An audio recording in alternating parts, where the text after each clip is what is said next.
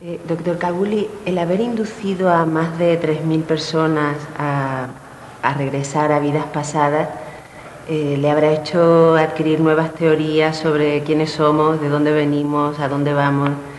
¿Cuándo comienza todo? ¿Cuándo se desliga el ser humano de Dios o éramos seres evolucionados y nos fuimos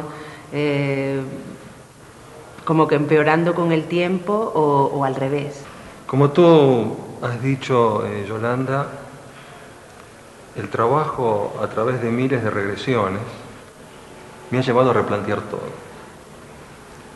De modo que no sé si contestaré exactamente lo que tú quieres escuchar, ¿no? Lo primero que me llevó a replantear la técnica en sí misma. Lo segundo me llevó a descubrir de que una cosa es lo que dicen los libros y otra cosa es la experiencia de la persona. Y creo que durante muchos años, tal vez siglos, hemos estado condicionados a través de distintas creencias. Y las creencias espirituales también son creencias. Y lo que fui descubriendo justamente a través del trabajo con los pacientes es que las creencias espirituales o las corrientes espirituales que hablan de vidas pasadas realmente nos han servido como orientación.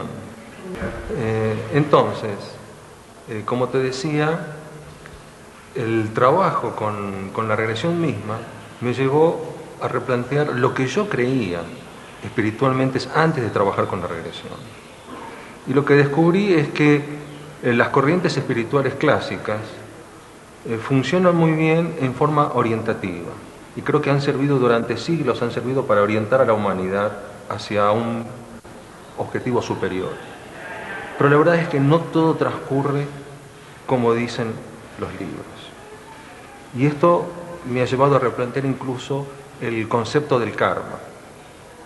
Y preguntas como, por ejemplo, muchas personas hacen a veces sobre cuánto tiempo puede pasar entre una vida y otra y cuánto tiempo tardamos en volver a la tierra o al cuerpo físico, y no hay nada establecido.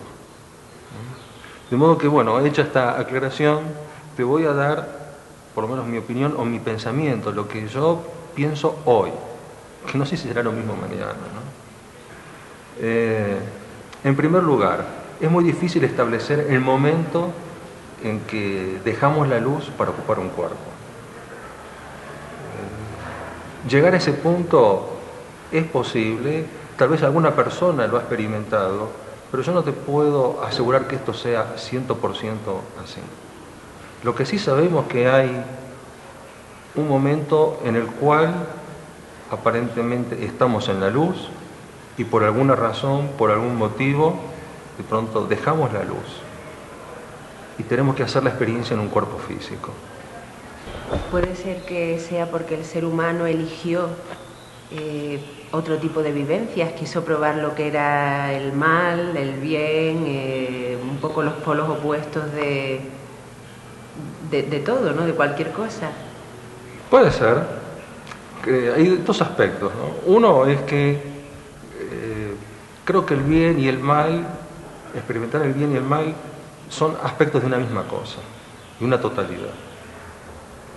Uno no puede existir sin el otro.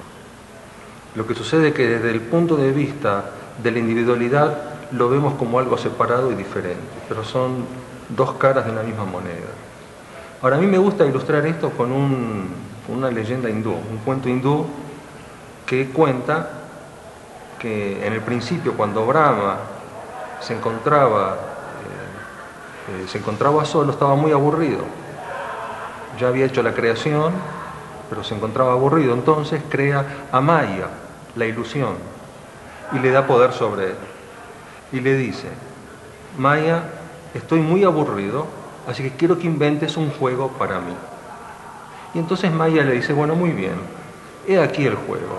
Yo te voy a dividir, te voy a fragmentar en infinitas partículas y te voy a desparramar por todo el universo. Y el juego consiste en que reúnas todas tus partículas y vuelvas a ser tú. Pero el juego tiene un truco, Y el truco es que no vas a recordar quién eres. Y tal vez estamos aquí ahora tratando de descubrir realmente quién somos y que en realidad somos uno, y descubrirlo en nuestro interior. Y cuando realmente tomemos conciencia de eso, tal vez podamos volver a la unidad, ¿no? Tal vez esto tenga algo que ver con lo que nos sucede, porque la verdad es que no tenemos conciencia de quiénes somos. Y en el trabajo con la regresión ocurre esto, que de pronto empieza a aparecer esta conciencia. Y que creo que es el aspecto básico y trascendental de la terapia, que va más allá de resolver una fobia, un conflicto o un miedo. Hablando un poco de ese juego, o sea, yo entiendo que perdamos la memoria de quiénes somos y de un poco de lo que venimos a hacer a la Tierra para que no interfiera con el trabajo que tenemos que realizar. O aparte es como sería demasiado en el cerebro, ¿no? Que no nos dejaría vivir, no nos dejaría avanzar. Pero ¿por qué no nos acordamos? En su libro de terapia de vidas pasadas, la mayoría de las almas cuando desencarnan no recuerdan, se sorprenden del estado en el que están. O sea, ¿por qué no te acuerdas de quién eres? ¿Por qué no te suena que estás en la luz? Que, wow, esto es casa, esto es el regreso al hogar, esto es de donde vine. O sea, es como que yo pensaba que al menos ahí hacías un recuento de lo que habían sido tus vidas pasadas, ¿no? Y de un poco de todo, pero es como que también se te olvida, o sea, también como alma te olvidas de lo que eres. Lo que sucede básicamente son dos cosas. Primero, que el trabajo con la regresión y lo que ocurre en el espacio entre vidas y la experiencia que la persona puede rescatar en el espacio entre vidas también depende del nivel de conciencia de la persona en el momento que está trabajando. Y no todas las personas pueden traer vivencias del espacio entre vidas. Algunas pasan de una vida a otra sin siquiera conciencia de eso, ¿no? Entonces, este es un aspecto. ¿Cuál es el punto y el nivel de conciencia que la persona tiene en la vida actual? ¿Y cuál es el nivel de conciencia que alcanza durante la regresión? Que varía muchísimo de una persona a otra. Y eso ya influye bastante en la cantidad de información o de experiencia que una persona puede recoger. El otro aspecto es que en el momento de dejar el cuerpo, el alma o la conciencia todavía está muy afectada e influenciada por las emociones que acaba de terminar de vivenciar. Y si hoy, en el momento actual, todavía estamos en un nivel muy bajo de evolución, cabe esperar que en vidas pasadas este nivel también estaba más o menos en el mismo lugar o por debajo de él. Pero un hecho cierto es que las experiencias que el alma va a vivenciar luego de la muerte dependen mucho de lo que haya sucedido en esa vida y de la forma como se murió. Si el alma, si la persona o esa conciencia ha tenido una vida muy material y ha tenido una muerte traumática, en el momento de la muerte y al dejar el cuerpo, el alma va a estar influenciada por esas experiencias, va a estar muy aferrada al plano material, va a estar muy dolorida y tal vez con mucha rabia y dominada por las emociones si ha tenido una muerte traumática, y eso le impide recordar exactamente quién es. Solo en un proceso evolutivo que uno lo puede seguir a veces con la regresión puede ser que el alma alcance un punto superior. Por otra parte, si la persona en esa vida ha tenido un desarrollo espiritual, al alcanzar el momento de la muerte tendrá una expansión mayor que una persona habitual. Pero lo cierto es que parece ser que por lo menos en los primeros momentos después de la muerte, el alma no se reencuentra con toda su experiencia. Sin embargo, a veces, en el transcurso de la regresión, una persona puede decir que sí, que recuerda aspectos de otra vida que no está experimentando en este mismo momento. ¿Por qué el hecho de revivir una experiencia y otra y sufrir las mismas vivencias que tuviste en un pasado va a hacer que se te cure todo? va a hacer que se te quiten las fobias, que se te quiten los miedos y los bloqueos. Bien, para entender esto, tendría que explicarte básicamente cuál es el concepto actual, por lo menos como yo veo las cosas. Lo que sucede es que, primer punto, para hacerlo sencillo, para el alma no existe el tiempo. Entonces, nosotros tenemos una idea del tiempo que tiene que ver con nuestra concepción física. El aspecto físico del cuerpo, nos identificamos con el cuerpo, creemos en las fechas, y la verdad que los años y las fechas son simplemente una convención que hemos acordado para referirnos a un acontecimiento determinado. Pero lo cierto es que para el alma esto no cuenta. Es decir, el universo, cuando llega el 31 de diciembre del 2003, al universo no se le mueve un pelo. ¿No es cierto? Pasamos al 1 de enero del 2004 y todo sigue igual, nada cambia. Nosotros les damos un significado a eso. De modo que para el alma hablar de 500 años, 1000 años o 2000 años es como para nosotros a lo mejor un minuto o un segundo. A lo mejor me ahogué en el hundimiento de la Atlántida y para mi alma eso recién acaba de ocurrir. O tal vez, quién sabe, todavía está ocurriendo. Cuando atravesamos las vidas pasadas, una vez que se integran a nuestra memoria, a nuestra experiencia, se convierten en vidas paralelas, ¿sí? O vidas simultáneas, si lo prefieres. Entonces, el concepto de pasado que tenemos es un concepto que viene del conocimiento teórico y del lenguaje. Pero la verdad es que el pasado no es pasado. El pasado se convierte en pasado cuando uno termina una experiencia definitivamente. Y este es el punto central. Si yo tuve una experiencia traumática en mi infancia, perdí a mis padres, o mis padres me castigaron, o mis padres se separaron, o me abandonaron, habrán pasado 50 años y hay una parte de mí que todavía está ahí. Hay una parte de mí que todavía no resolvió ese dolor. Y esto significa que yo puse 50 años de distancia con la experiencia dolorosa, pero aquí dentro el dolor sigue intacto. Y cuando el dolor sigue intacto, el pasado no es pasado, porque vive conmigo en este presente. Este es el primer concepto que tenemos que entender. Porque así, como sucede con nuestra vida actual, sucede con las vidas pasadas.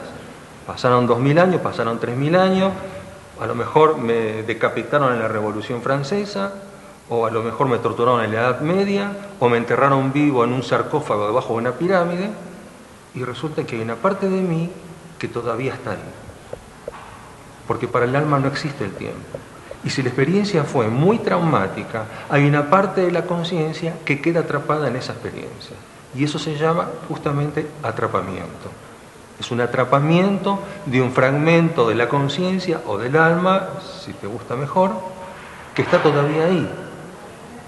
Y esto cambia toda la idea, inclusive sobre el tema de las terapias de vidas pasadas. Entonces, te estaba hablando del atrapamiento. Este concepto es básico para entender en realidad toda la mecánica de la terapia. Ocurre entonces que en determinadas circunstancias, y sobre todo en experiencias traumáticas, la conciencia queda atrapada en una parte de la experiencia. La experiencia es tan sobrecogedora, tan incontrolable. A lo mejor en inglés hay una palabra que sería overwhelming, ¿no? Que es imposible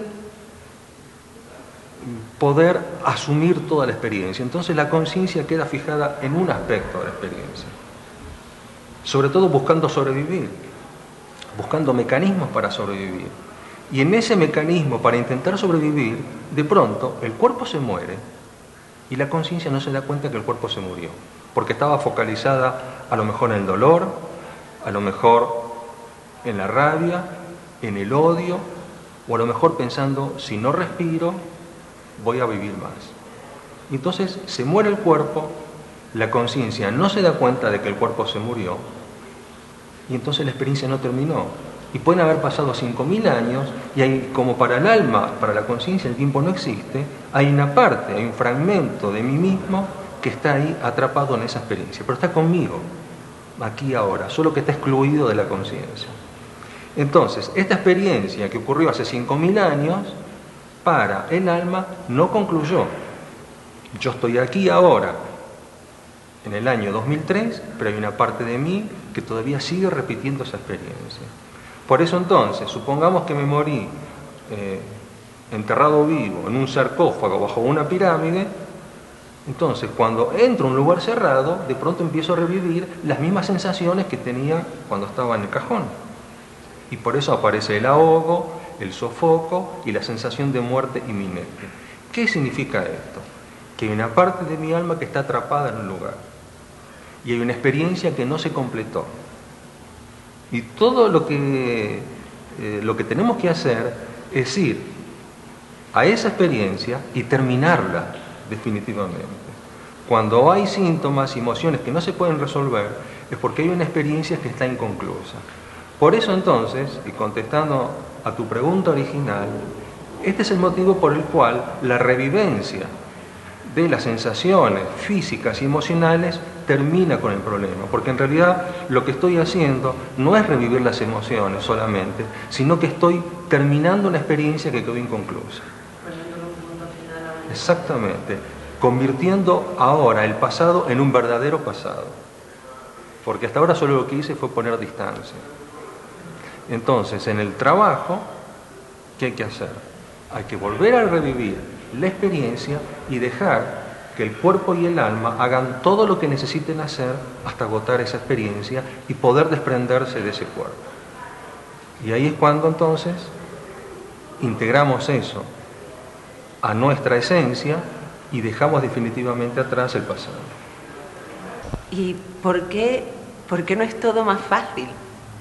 Porque si esto funciona de la forma que funciona y por su experiencia ha visto que funciona, que la gente mejora, que hay psiquiatras que están tratando, como el doctor Brian Weiss, que trató a esta paciente durante años sin conseguir resultados positivos algunos, y de repente empieza a someter las regresiones a vidas pasadas y se cura, se le quitan todas sus fobias, sus miedos, sus neuras.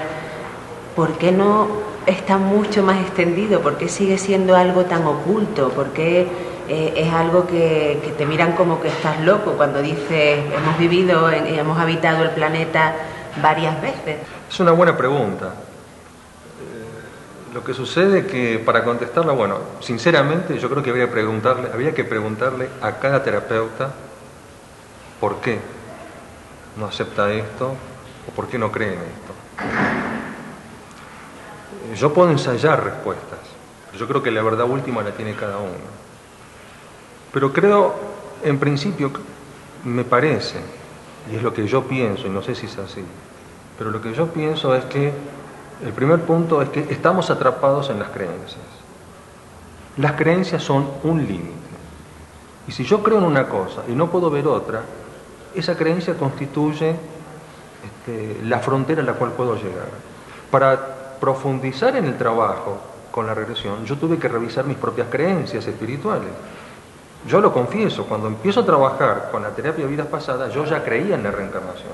Una creencia implica un límite. Y yo tuve que revisar mis propias experiencias y mis propias creencias para poder profundizar aún más en la terapia de vidas pasadas. Yo lo confieso, yo ya creía en la reencarnación antes de comenzar. Y esto me alivió una gran parte del trabajo porque no me cuestioné nada de lo que aparecía. Pero como dije al principio, trabajando con la regresión, fui revisando mis propias creencias espirituales, porque los pacientes me obligaban a eso y porque sus experiencias me llevaban cada vez a cosas diferentes y más profundas todavía. Entonces, si yo no reviso mis creencias, no puedo ir más allá. Y hay algo que es fundamental, que aprendí con el tiempo y lo aprendí de un amigo mío. El paciente llega hasta donde llegó el terapeuta.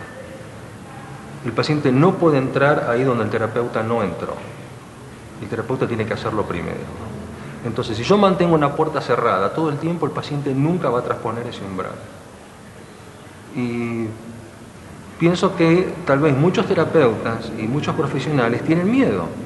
Simplemente tienen miedo de cambiar sus creencias tienen miedo de encontrarse con algo que no pueden controlar, o tienen miedo de darse cuenta que a lo mejor estuvieron equivocados durante 20 o 30 años. Ahora, la verdad es que no estamos equivocados, porque el conocimiento no se pierde, todo se integra.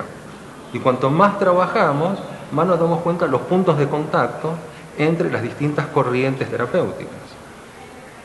De modo que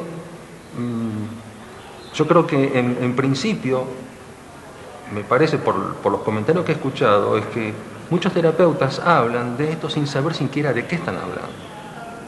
Creo que hay que hacer primero la experiencia, y la experiencia fundamental es el cambio de actitud en los pacientes y el cambio en la vida de los pacientes.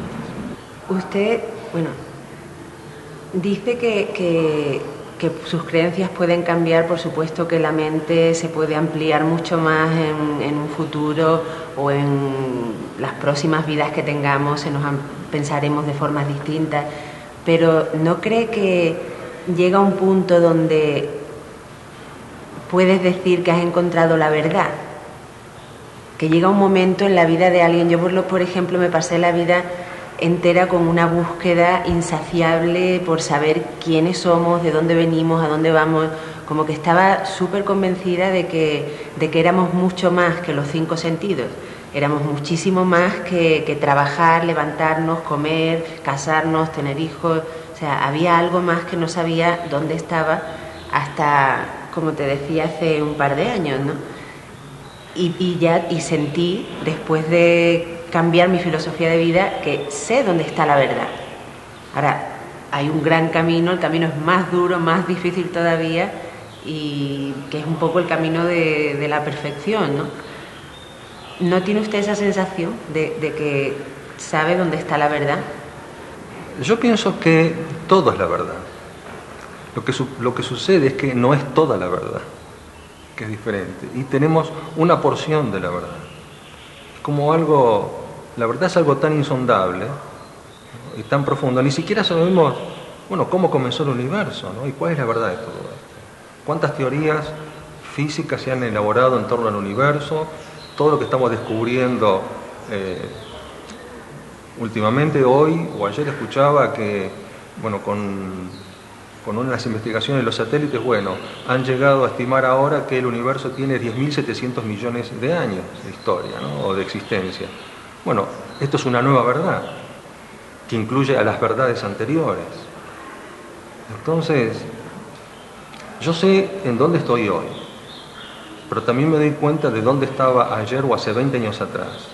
Y me doy cuenta que hoy estoy más cerca, tal vez, de encontrar esa única verdad, que no sé si la encontraré en esta vida o cuántas vidas más. Yo estoy aquí sentado frente a ti, y tú ves una cosa y yo veo otra cosa, ¿no? Estamos viendo dos aspectos de una misma situación, y yo creo que la verdad es así, depende desde qué ángulo miramos. Si la ley que rige el universo es la ley del karma, y el cielo y el infierno existen según nuestras acciones y las consecuencias a nuestras acciones, ¿quién determina nuestro destino? ¿Nosotros por las acciones que vayamos creando o Dios o los ángeles? ¿Quién lo determina? Esto también es parte de una creencia.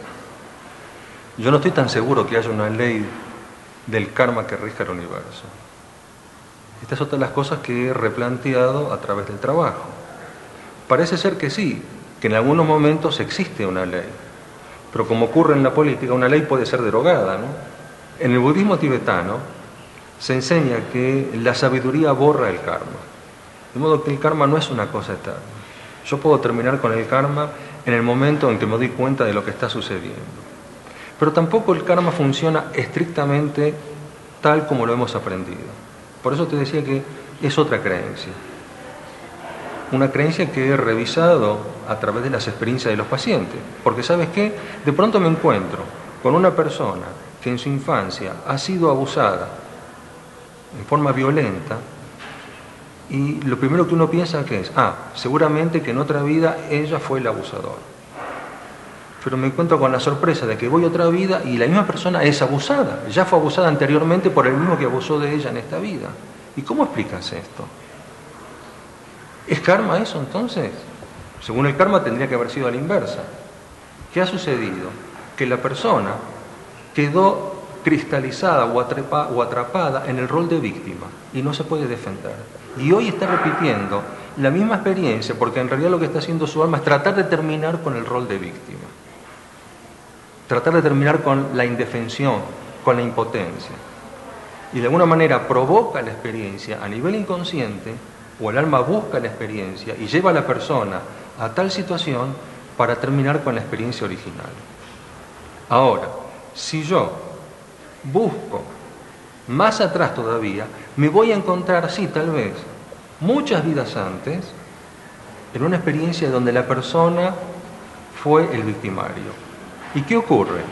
Que cuando a lo mejor esa persona cometió infinidad de abusos o degolló a todo un pueblo, y cuando llega el momento de la muerte, se da cuenta de la atrocidad que ha hecho. ¿Y sabes qué? En ese momento, cuando el alma deja el cuerpo y siente el dolor que ha provocado, dice la fatídica frase: no hay perdón de Dios para lo que acabo de hacer. Ningún sufrimiento en el mundo será suficiente para pagar todo lo que he hecho. No merezco el perdón de Dios por toda la eternidad. Y entonces yo te pregunto, ¿quién decidió el castigo? ¿Dónde está el karma? ¿Dónde está la ley del karma? ¿Esto es realmente karma en el sentido como nosotros lo hemos aprendido hasta ahora? ¿O es la persona que con su conciencia y con su propia decisión se ha determinado a sí misma a vivir centenares de vidas de sufrimiento? Por eso te decía que, bueno, el karma es algo que hay que revisarlo nuevamente. Sí, hay un momento en el cual existe un karma, pero también existe este determinismo de la persona, donde lo más difícil es perdonarse uno mismo.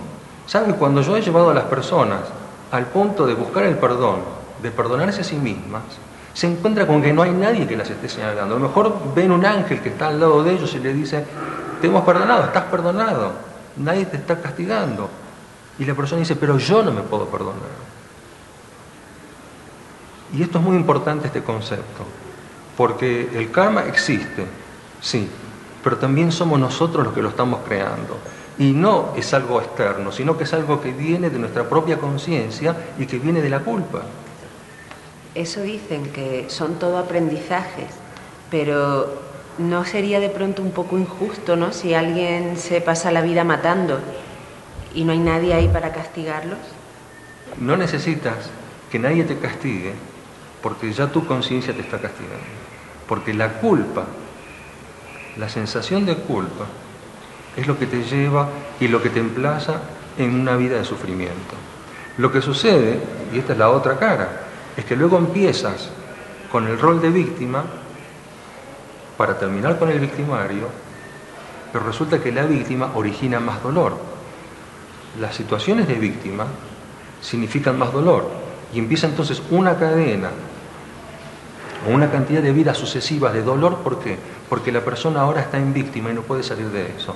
Porque cada experiencia de dolor genera más dolor y la necesidad de repetir la experiencia para terminar con el dolor del anterior. ¿Comprendes?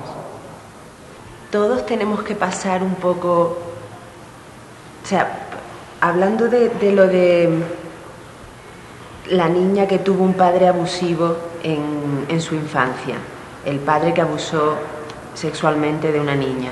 Dicen que elegimos a los padres a los que vamos a nacer, que cuando estamos desencarnados decimos: bueno, pues por karma o por lo que sea, este va a ser mi papá, esta va a ser mi mamá. ¿Por qué un alma elegiría nacer con un padre, aparte de porque se quede pillada con ser la víctima? Hay muchas razones por las cuales un alma puede verse en esta situación. Y quiero decirte que no siempre el alma elige. A veces no le queda alternativa. Ahí sí hay una fuerza, una energía determinada que lleva al alma a una situación ineludible. Pero de pronto, suponte esta niña. Esta niña fue violada por este señor en una vida pasada y ahora quiere vengarse. ¿Y la forma de vengarse cuál es? Bueno, nacer con este señor y llegar al momento en que este señor la viole y tener la oportunidad de matarlo porque lo va a hacer en defensa propia, por ejemplo. Esa sería una. La otra es que se quedó con tanto dolor que necesita repetir la experiencia para terminar con el dolor de la primera.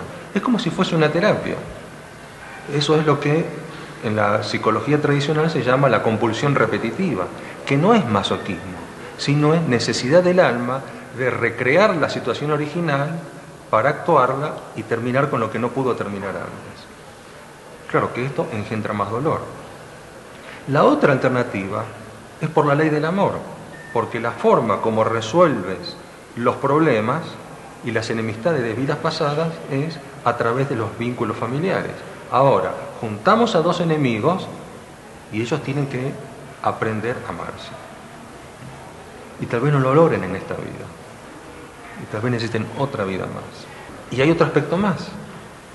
Es que la víctima necesita recrear su rol de víctima porque en realidad lo que está haciendo es tratando de terminar con él. Pero ¿cómo puede terminar con él si no tiene al victimizador? Son dos roles que se necesitan uno al otro. Es decir, tú no puedes representar un teatro solo con el protagonista principal, una obra de teatro, perdón, o una película solo con el protagonista principal. Necesitas los caracteres secundarios. La vida es así, es una gran obra de teatro donde cada uno representa su papel y necesitamos del papel del otro para nosotros hacer el nuestro.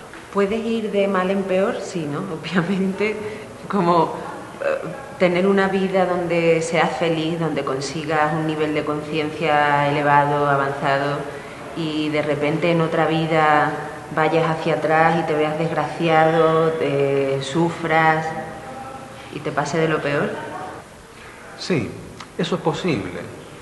Y es posible porque, bueno, son los distintos caminos del alma que todavía, o los caprichos del alma, que todavía no alcanzamos a entender. Pero yo creo que son parte de la experiencia que el alma necesita hacer. Es como pasar por todos los papeles posibles y por todas las situaciones posibles, tratando de entender qué está haciendo aquí. Sucede que cuando estamos en la tierra, nos pasan tantas cosas que nos olvidamos de nuestro propósito original.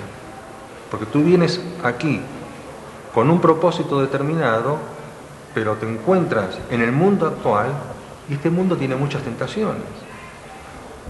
Y hay demasiada tecnología también, porque la tecnología nos ha ayudado a comunicarnos mejor y a trascender muchas fronteras. Pero resulta que si tú te quedas pegado a la internet las 24 horas del día o 20 horas al día, ¿cuándo tienes tiempo para conectarte contigo mismo? Y eso te aleja de ti mismo y te aleja de la divinidad y de tu esencia. Entonces, la vida actual nos ha impuesto trampas, porque en realidad todos quieren captar nuestra atención y que no pensemos en nosotros mismos.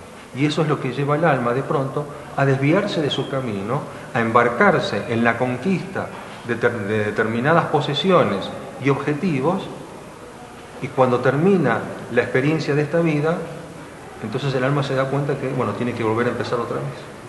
Entonces, según eso, dice usted que todos los seres humanos tenemos que pasar por todas las situaciones, o sea, tenemos que ser malos, buenos, ladrones, asesinos, víctimas, victimarios, verdugos. No necesariamente. El universo no te obliga a ser malo, ni a ser ladrón, ni a ser victimario. Es cada uno de nosotros que elige el rol que va a cumplir. ¿Por qué en una película hay un villano? Porque hay alguien que le gusta hacer ese rol, ¿no? Alguien tiene que hacerlo.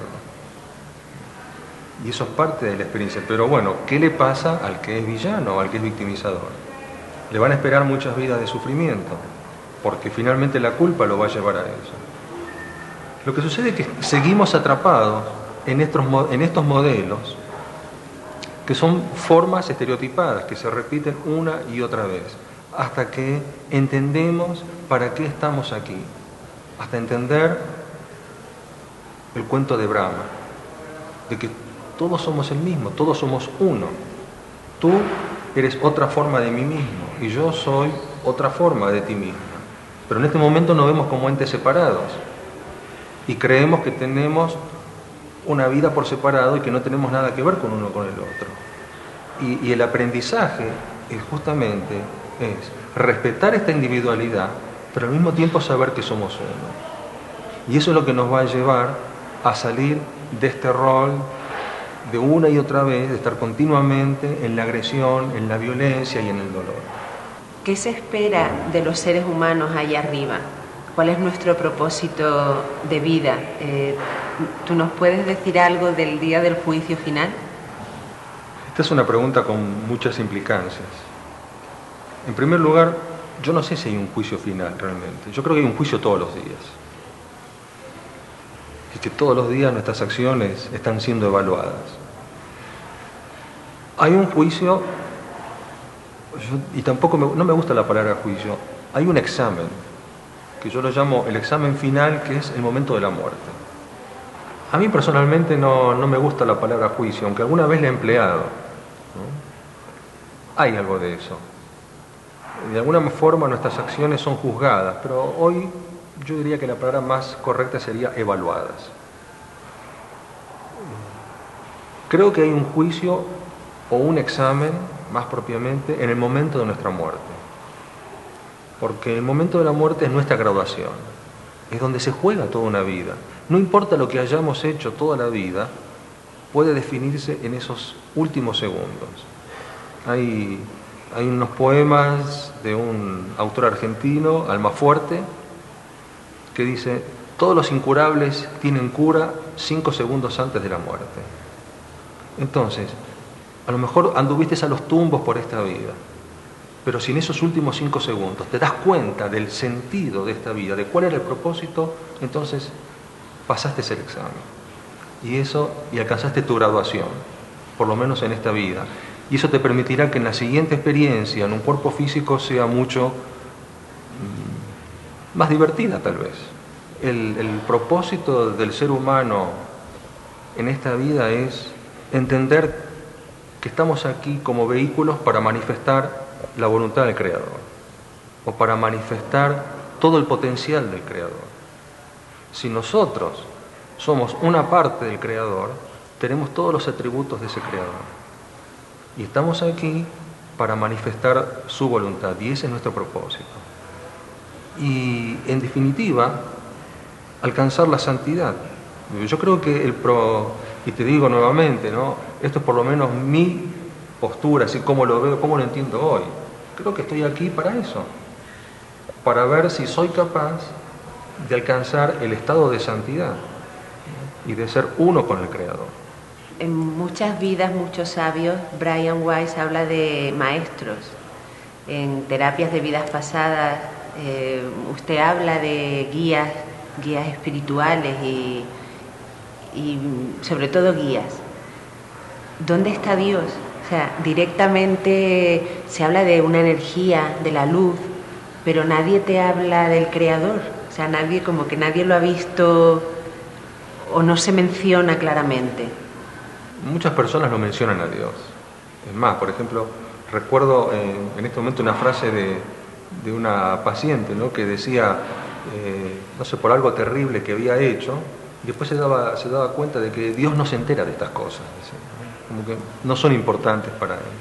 O que lo importante era aprender la unidad, que es algo que espontáneamente muchas personas han dicho en regresión. Ahora, yo creo que aparecen los guías. ¿Por qué? Porque son los que están más próximos a nosotros. Tú tienes que ubicarte en el instante en que un alma deja el cuerpo. Y la mayoría de las almas, a menos que tengan una preparación espiritual en esa vida, la mayoría de las almas les cuesta mucho irse a la luz. Sobre todo en los primeros momentos. Están en un plano, en la atmósfera terrestre, muy cercana a nosotros. ¿Y sabes qué ocurre? No pueden ver la luz. No pueden ver la luz porque están envueltas en su propia oscuridad emocional. Entonces, se acercan los guías espirituales. ¿Por qué? Porque están más cerca de nosotros a nivel de vibración. A medida que vas ascendiendo de plano y que vas dejando las capas emocionales de la Tierra, accedes a otro universo o a otra dimensión, en la cual sí tal vez te encuentras con otros maestros y tal vez con la jerarquía divina. Yo no lo sé. Una de sus frases dice que aquí venimos a aprender y no a realizar sueños de grandeza. La verdad es que yo, por ejemplo, como que doy gracias a Dios por todas las bendiciones que tengo, ¿no? Que son muchas. Pero siempre he tenido, me pasa un poco como lo que le pasa a Pablo en terapia, no, en Muerte y Espacio entre Vidas, que como una sensación existencialista, ¿no? De que la vida es dura, las pruebas que te ponen son duras, como que se mueren seres queridos, pasas enfermedades, sufrimiento, tienes que trabajar, dolor, y si pones en una balanza los momentos de felicidad suelen ser, se quedan aquí abajo y el sufrimiento como que sube, ¿no? ¿Para qué todo esto? O sea, ¿por qué no somos felices de entrada sin más? ¿Por qué hay que pasar por dolores? ¿Por qué tenemos también, quizás es por la concepción que tenemos de lo que es la muerte? Y si tuviésemos otra concepción como lo que es el descanso, la paz, pues pensaríamos de forma distinta, ¿no? Pero nunca nadie nos lo enseñó. ¿Por qué pasar por todo eso? La enseñanza está en el Buda. El Buda dijo que una de las razones y las causas del sufrimiento es el deseo y la ignorancia. Y la verdad es que en última instancia sufrimos por ignorancia. La experiencia de Pablo era su experiencia, por eso no quería venir, pero porque él estaba atrapado en ese juego. Él sabía que tenía que hacer esa experiencia y él lo veía como sufrimiento. Para el cosmos, para el universo, no hay sufrimiento. No debiera haberlo. El sufrimiento es una condición que viene de si aceptamos o no aceptamos las circunstancias que nos tocan vivir. Si yo me rebelo frente a la situación o la circunstancia, o me resisto frente a la circunstancia que tengo que vivir, voy a sufrir. Pero si acepto que esto es lo que tengo que vivir y que tal vez voy a aprender algo de esto, tal vez tenga una oportunidad de ser feliz. No hay una ley del universo que diga que tengo que sufrir, pero en el estado actual de evolución del ser humano, lo cierto es que aprendemos con el sufrimiento. Mira cómo está el mundo. ¿Cuántas guerras hemos tenido? ¿Cuánto sufrimiento hemos tenido en el siglo XX? Y parece que no hubiésemos aprendido nada. Estábamos igual que en 1939, en la Segunda Guerra, que en los campos de concentración. ¿Y quién determina eso? La voluntad del universo no nos obliga a eso. Es el capricho y la ignorancia de los seres humanos, que todavía creemos que hay que destruir al otro o que hay que imponer la violencia. Entonces, no deberíamos aprender con el sufrimiento, pero en el estado actual es la forma como estamos aprendiendo, y la prueba está que todavía no lo hemos hecho. Y recuerdo una frase del Dalai Lama en una conferencia que dio en Buenos Aires hace muchos años, que a mí me quedó grabado su primera frase: el propósito de la vida humana es la felicidad y la alegría. Y yo creo que si no podemos ser felices es por nosotros mismos, es porque por ignorancia o porque todavía no hemos descubierto esto de que tú eres otra forma de mí mismo. No sé hasta qué punto se están compensando karmas o se siguen generando nuevos karmas. Yo creo que el camino es lo que te dije, lo que te comentaba al inicio. Entender, primero, ¿para qué estamos aquí? ¿Y qué somos realmente? Y es el trabajo hormiga que estamos haciendo. Yo lo llamo trabajo hormiga, porque es así. Las hormigas hace millones de años que están en el planeta y van a estar después que nosotros desaparezcamos.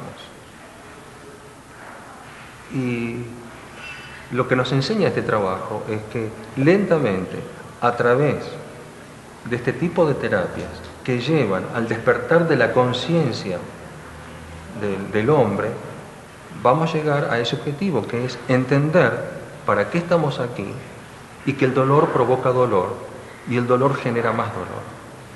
Y entender de que la revolución, o mejor dicho, el bienestar de la humanidad no pasa por una revolución, no pasa por un líder iluminado, no pasa por el dominio del planeta, sino que pasa por el amor y la justicia.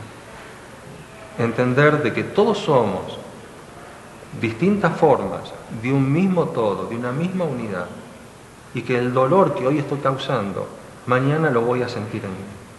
Cuando yo entiendo que mañana puedo pertenecer al grupo que hoy estoy persiguiendo, no voy a perseguir más. Cuando yo descubro que en una vida pasada fui hostigado por ser judío, por ser negro, por ser chino o por ser americano, lo que fuese, no voy a hostigar a esos grupos, porque entiendo de que eso significa dolor. La pena de muerte, esa es otra, o sea, esa es otra que romper con el karma de las personas. Cuando condenamos a una persona a la pena de muerte, la primera pregunta es, ¿a qué cosa lo estamos condenando? ¿Cuál es la condena? Porque en realidad no sabemos realmente a qué lo estamos condenando. Lo que estamos haciendo es suprimirlo físicamente. Pero sabemos que el alma no muere y sabemos que este individuo va a volver. Ahora, ¿cómo puede volver este alma? Puede volver con mucha rabia, con mucho odio, con sed de venganza, y a lo mejor puede ser más terrible que en la vida anterior, porque ahora quiere vengarse del sistema. O tal vez, a lo mejor lo estamos liberando. Estamos terminando con su karma anticipadamente. En realidad no lo sabemos. Hasta ahora no me ha tocado trabajar con un caso así. Al menos ahora tenemos una oportunidad única en la historia de la humanidad. Y es que mediante la tecnología y los medios de comunicación podemos llegar a millones de personas. Y fundamentalmente, una cosa muy importante es que no nos van a quemar. 500 años atrás ya estaríamos en la hoguera, por herejes o por lo que fuese. Hoy, en ese sentido, hemos avanzado bastante. Bueno, y tal vez por esta cuestión del karma, hemos nacido en países donde podemos desarrollar este trabajo. Si hubiéramos nacido en otra parte del globo, probablemente no lo podríamos hacer. De modo que en ese sentido el cosmos es sabio, porque nos envía a donde tenemos que estar y nos provee las herramientas necesarias. Y no hay necesidad de ser terapeuta, ni necesidad de hacer regresiones. Tú estás cumpliendo un trabajo muy importante mediante esto que estás haciendo ahora, porque estás difundiendo mi trabajo, el de otros terapeutas, y estás llevando esta palabra y estos conceptos a muchas personas, con lo cual esto les permitirá abrir su conciencia a una realidad diferente y entender de que, bueno, finalmente todos somos hijos de un mismo Dios. Doctor Kabuli, ¿en qué consiste la terapia de vidas pasadas? ¿Por qué tenemos que regresar a otras vidas, a vivir historias del pasado para poder estar bien en esta vida y continuar nuestro camino? Lo primero es entender que para el alma el tiempo no existe. Entonces, la verdad es que cuando trabajamos con la terapia de vidas pasadas no regresamos a ningún lugar. No hay un regreso. Tampoco hay un viaje en el tiempo, porque todo está aquí ahora. Si tú estás con un pánico, con una fobia, con un miedo o con un conflicto emocional, eso a mí me está diciendo que hay una parte de ti que ya está en regresión. Sin darte cuenta estás en regresión todo el tiempo en tu vida. Si tú estás viviendo bajo el influjo de una emoción intensa, eso significa que hay una parte de ti, de tu alma, que está atrapada en algún lugar en una vida pasada. Pero como para el alma no existe el tiempo, eso que a lo mejor a ti te parece que está en un pasado remoto, está aquí ahora, en esta vida, como si fuese una sombra. Entonces, con la terapia de vidas pasadas, no tengo que regresar a ningún lugar. Y este es el otro concepto importante. En lugar de regresar, lo que tengo que hacer es traer o bajar, utilizando un término de internet, bajar a la conciencia física del aquí y ahora lo que ya está en el alma, pero que está excluido de la conciencia. El alma está repitiendo esa experiencia porque todavía sigue atrapada en el dolor y necesita revivirla para terminar con eso y poder desprenderse de esa experiencia. Entonces, el trabajo con la regresión consiste no en regresar, sino en traer aquí a la conciencia física la experiencia de vida pasada que está en el alma. Mediante este trabajo yo le doy la oportunidad al alma para completar esa experiencia y hacer aquí y ahora todo lo que no pudo hacer antes. Y de esta manera, reviviendo en el cuerpo, en el aquí y ahora, la experiencia del pasado, termino con esa experiencia definitivamente. Si yo no puedo actuar o no puedo hacer determinadas cosas en esta vida, o tengo determinados miedos, o determinados conflictos, o determinados problemas emocionales en esta vida, es por algo que no se resolvió en el pasado. Esa es la sencilla razón por la cual tengo que ir a esa experiencia y completarla definitivamente. ¿Cómo consigue que alguien reviva el trauma? Bien, es más sencillo de lo que parece. Porque yo, por ejemplo, puedo tener un problema y no llegar al quid de la cuestión. Por supuesto, lo que ocurre es que tú no estás entrenada para hacer ese trabajo. Por eso un terapeuta calificado tiene que hacer su entrenamiento primero, y lo más difícil de todo, tal vez para un terapeuta, es reconocer que determinadas palabras y determinadas sensaciones que está experimentando una persona en realidad son la puerta que nos lleva a la experiencia del pasado. Porque esa sensación está directamente, o el síntoma es una síntesis de una experiencia que está excluida de la conciencia. Si tú de pronto sientes una angustia en la garganta, yo lo voy a trabajar directamente con esa sensación, con el síntoma. El síntoma me va a llevar a mí, o te va a llevar a ti, mejor dicho, a la experiencia que lo está provocando. Y no hay necesidad de hipnosis para ello. En realidad, yo nunca usé hipnosis, no la utilizo, y utilizo, por el contrario, directamente el síntoma. El síntoma me lleva directamente a la experiencia que lo está originando. Es como una especie de guía espiritual, pero a través de una terapia de vidas pasadas, o sea, como que va guiando a la persona, ¿no? Sí, no sé si no me califico como guía espiritual, pero digamos sí como guía del infierno, ¿no? Tú sabes que este es un trabajo que es muy plutoniano, porque es descender al propio infierno. Y por eso el terapeuta tiene que hacer este trabajo consigo mismo previamente. Entonces, digamos que soy un experto, ¿no?, en los laberintos del infierno. Te acompaño a que tú hagas, ¿no?, el viaje a través de tu infierno y salgas a la luz, ¿no? Tal vez lo que Orfeo no pudo completar cuando estaba rescatando a Eurídice. Un alma antes de nacer, cuando está en el vientre de la madre, dicen que se percatan absolutamente de todo, sienten y padecen exactamente lo mismo que siente la madre. ¿Cómo, estando en otro estado? Es un poco como la pregunta que le hacía de las almas, ¿no?, cuando están desencarnadas. O sea, se supone que vienen de un nivel más elevado, más avanzado que la persona física. ¿Y por qué no comprenden que la madre tiene su proceso de adaptación, que la madre tiene sus miedos, sus inquietudes, tiene que acostumbrarse a toda esta nueva situación? Que un alma haya dejado un cuerpo no significa que ya sea sabia y que esté desprendida de todo y haya aprendido la lección del desapego solo por dejar el cuerpo.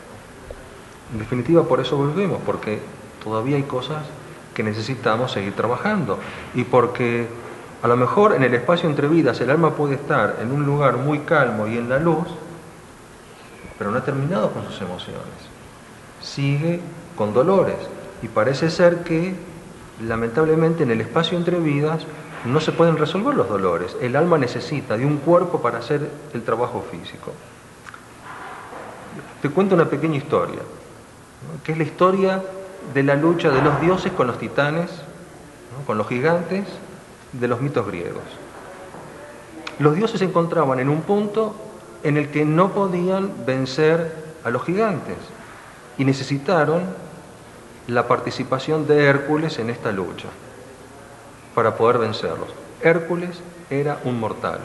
Y solo con la intervención de Hércules, los dioses pudieron vencer a los gigantes. El mito tiene muchos significados, pero hay uno aquí que es importante para nosotros. ¿Y cuál es? Es que se necesita un cuerpo para hacer determinadas cosas. No se puede hacer desde arriba. Los dioses solos no podían. Hércules nos enseña que para realizar determinados trabajos hay que estar en un cuerpo físico y hay que ser un mortal. Y el alma, para realizar determinados trabajos, tiene que estar en el cuerpo físico. Cuando entra en el vientre materno, ¿qué le sucede al alma? El alma trae su propia historia y trae todos sus dolores y sus emociones que todavía no están resueltos, por eso está aquí. Si no tuviera que resolver nada, no estaría aquí y no le dolería nada. Pero necesita hacer ese trabajo. Al mismo tiempo, puede comprender que las cosas de la madre no le pertenecen, pero los campos vibratorios están involucrados, están entremezclados. Es decir, el bebé y el alma, ya en el cuerpo de la madre, no puede dejar de sentir lo que le pasa a la madre, por más luminoso que sea. Ergo, ¿qué ocurre? El bebé nace y todavía, a lo mejor en la etapa preverbal, tiene una conexión con el mundo superior y recuerda quién es, pero cuando, a medida que va creciendo y se va desarrollando y atraviesa por el proceso de domesticación, ¿qué ocurre? Que se olvida de toda esa conciencia. Y todas las impresiones de la vida fetal desaparecieron de la conciencia, pero quedan grabados en el inconsciente. Y más tarde, estos dolores y estas cosas, angustia, depresión de la madre o dificultades que haya habido en el entorno familiar, se van a expresar en el comportamiento, en la adolescencia y en la edad madura. ¿Por qué? Porque están en el subconsciente, están excluidos de la conciencia. Doctor Cabuli, ¿me puede hablar de sus libros? ¿Cuál de ellos le ha llenado más a la hora de completar lo que haya dicho? O cada uno, me imagino que son como babies, ¿no? Como hijos, cada uno es como especial, ¿no? Seguro. Hábleme un poco de terapia de vidas pasadas, de muerte y espacio entre vidas, la vida antes de nacer. ¿Y qué es la terapia de vidas pasadas? Como tú dices, cada libro es un hijo, ¿no? Así que yo los quiero a los 4 por igual, ¿no? Aunque seguramente cada uno ha tenido una significación diferente. El primero porque es el primero y el último porque es el último. Terapia de vidas pasadas lo escribí en una máquina de escribir de las de entonces, las de antes, una máquina portátil. Y lo escribí en tan solo 4 meses. Ahora, en esos 4 meses, como era una máquina de escribir, yo creo que el libro lo escribí 4 o 5 veces, más o menos. Y eso creo que fue realmente increíble, porque después, ya utilizando una PC, ya no pude retomar ese ritmo.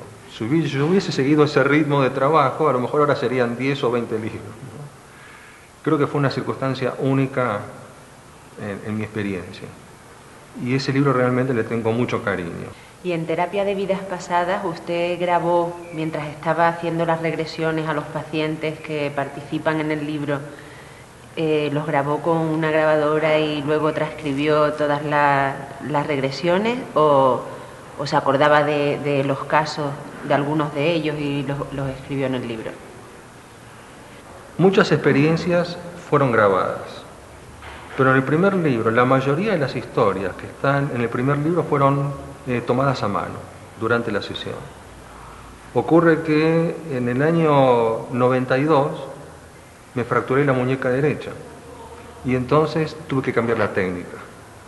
Ahí fue muy interesante porque eso fue algo que me obligó a cambiar la técnica. El resultado fue que la técnica se hizo mucho más ágil y a partir de entonces ya no podía escribir con la misma velocidad que antes. Por lo tanto, empecé a grabar sesiones. De modo que ahora sí, ahora la mayoría de las experiencias de los pacientes son porque las he grabado, aunque no he grabado todas. La verdad es como ocurre siempre, ¿no? Las mejores experiencias no quedaron grabadas, ¿no? Y no puedo reconstruir historias de memoria. He llegado a un punto tal que yo cuando termino de trabajar con el paciente, a los 5 minutos ya no recuerdo qué fue lo que pasó. Es como que, bueno, aprendí de alguna manera inconsciente a desprenderme de la historia, ¿no? Hábleme un poco de Muerte y espacio entre vidas, porque usted de repente ha escrito todos estos libros y ha dedicado su vida de unos años a esta parte, a la terapia de vidas pasadas, pero es cirujano plástico, es lo que se dedicaba a hacer antes, cirugía estética y reconstrucción. ¿Qué le llevó a ese giro tan importante que dio su vida, o tan grande, ese cambio drástico? Es curioso porque la mayoría de las personas tienen esta misma percepción que tienes tú, de un cambio drástico. Y para mí fue algo muy sencillo, fue muy natural. Yo creo que, en primer lugar, yo ya venía preparado para esto. Cuando comienzo a trabajar con la terapia, yo ya creía en la reencarnación, de modo que esto fue muy importante porque no me cuestioné nada. Y eso allanó el camino. Segundo, creo que alcancé un nivel o un punto de contacto conmigo mismo que me permitió entender que había cumplido una etapa y que venía otra. La cirugía fue una etapa de mi vida y fue un trabajo que a mí me dio mucho. Creo que hoy, cuando trabajo con la regresión, sigo siendo cirujano. La forma de trabajar es la misma que en la cirugía, es abrir, quitar, remover el tumor y cerrar.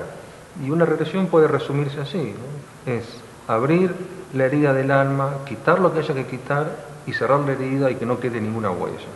Hacer una buena plástica. Fue un momento de meditación. Y yo venía trabajando con la terapia de vidas pasadas junto con la cirugía. ¿Qué le lleva a escribir Muerte y espacio entre vidas? Muerte y espacio entre vidas era parte de un plan que yo me había propuesto al terminar terapia de vidas pasadas. Y el plan era una trilogía, que era la introducción al tema con la técnica y la práctica, y luego muerte y espacio entre vidas, y finalmente la vida antes de nacer. Y ocurre que avanzando más en el desarrollo de la terapia, explicando cómo se trabaja con la terapia, hay dos instancias fundamentales que deben ser trabajadas con la regresión, que son el momento de la muerte y la gestación y el nacimiento. Si uno trabaja una vida pasada, pero no experimenta la muerte en esa vida pasada, no se terminó la experiencia. Y no se completó el trabajo.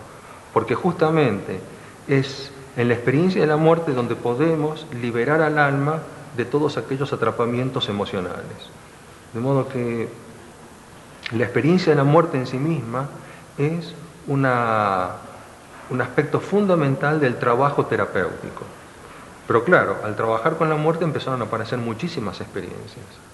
Y a mí me pareció que era muy importante trasladar este conocimiento para que la gente, el público, comprendiera de qué se trata y perdiera el miedo, porque hay un miedo, subyace un miedo con respecto a la muerte, originado en costumbres, en culturas y en leyendas, que no se condice con la realidad.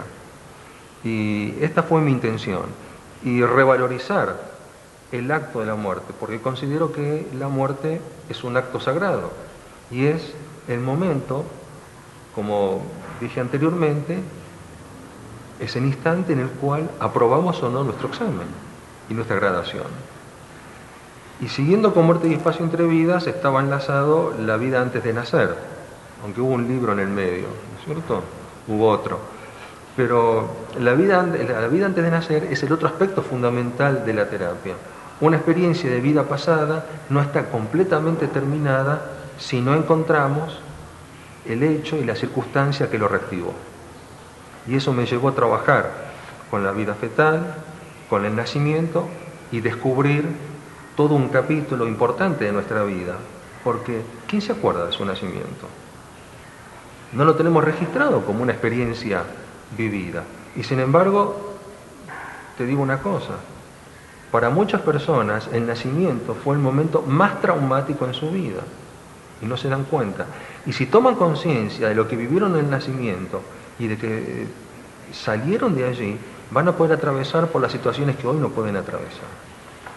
Yo sé que no es importante que las personas sepan que existe la reencarnación o crean en la reencarnación o no, para que les pueda hacer la terapia de vidas pasadas, pero ¿qué le puede decir a alguien para que crea en la reencarnación?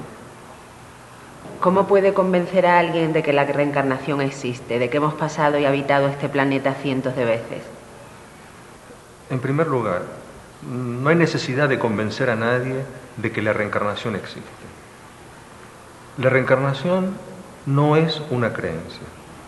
La reencarnación es una experiencia y depende de la memoria. No recordamos el momento de nuestro nacimiento, ni nos imaginamos lo que hemos pasado en esa experiencia. Sin embargo, esa experiencia está en nuestro subconsciente. Pero no por no recordarla podemos decir que no ha existido. Con las experiencias de vidas pasadas sucede lo mismo. No vamos a convencer a nadie, y esto nadie lo va a entender hasta que lo experimente en sí mismo. Solo basta con recordar una experiencia de muerte de vida pasada.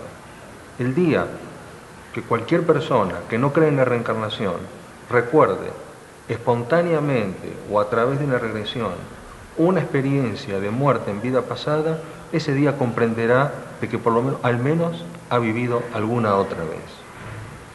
Y esto es lo que va a suceder en el futuro. Es todo la cuestión de lo que se conoce como el punto de masa crítico. El día que la mitad más uno de la población mundial recuerde al menos una de sus vidas anteriores, desaparecerá esta discusión sobre la reencarnación. Yo creo que no hay que hacer nada, es parte del proceso natural. Para mí no hay ninguna duda, yo no necesito creer en la reencarnación. Yo tengo la certeza de esto por haberlo experimentado, por haberlo vivido y por tener conciencia de varias muertes en distintos cuerpos, pero yo sigo siendo el mismo. Siempre fui el mismo, soy el mismo y seré el mismo.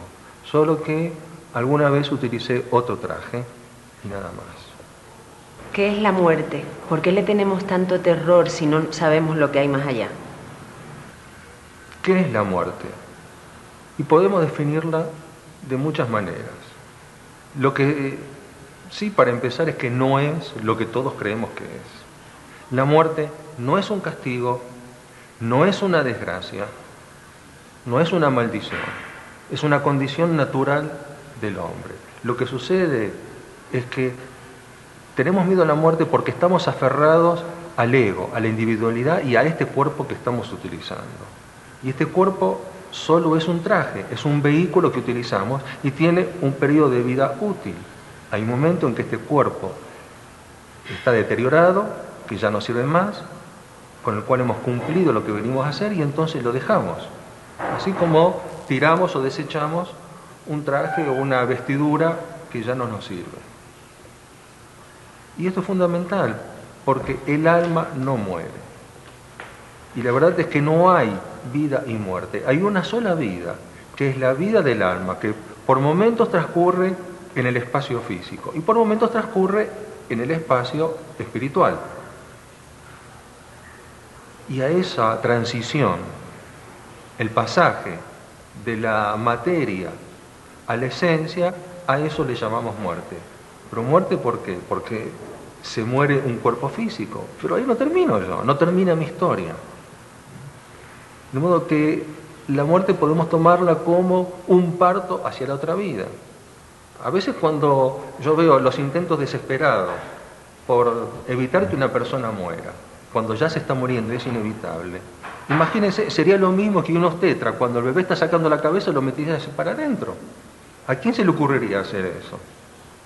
Estamos retrasando el momento. Hay alguien más del otro lado que está ayudando en ese parto, porque el alma está dejando el cuerpo y está naciendo a otra vida, que es una vida que hoy, para la mayoría, no la podemos ver, pero que existe, es tan real y es tan tangible como esta que vivimos. De modo que, yo no sé si esto servirá de mucho lo que estoy diciendo, pero por lo menos quiero trasladar mi certeza y mi experiencia propia, de que no hay nada que temer. En todo caso, cuando hay miedo es porque algo mal hemos hecho, o porque tenemos culpas, o porque tenemos rencores.